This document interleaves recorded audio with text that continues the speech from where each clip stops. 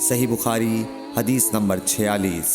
طلحہ بن Ubaidullah کہتے تھے کہ نجد والوں میں سے ایک شخص حضرت صلی اللہ علیہ وسلم کے پاس آیا، سر پریشان یعنی بال بکھرے ہوئے تھے۔ ہم اس کی آواز کی بن بناہٹ سنتے تھے اور ہم سمجھ نہیں پا رہے تھے کہ وہ کیا کہہ رہا ہے، یہاں تک کہ وہ نزدیک آن پہنچا جب معلوم ہوا کہ وہ اسلام کے بارے میں پوچھ رہا ہے۔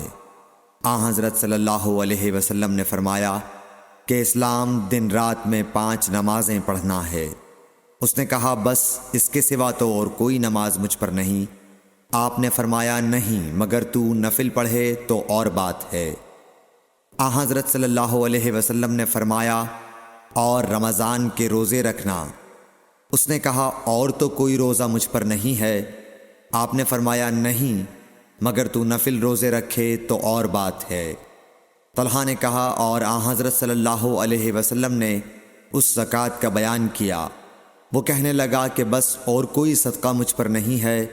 آپ نے فرمایا نہیں مگر یہ کہ تو نفل صدقہ دے تو اور بات ہے۔ پھر وہ شخص پیٹھ موڑ کر چلا گیا، یوں کہتا جاتا تھا قسم خدا کی میں نہ اس سے بڑھاؤں گا نہ گھٹاؤں گا۔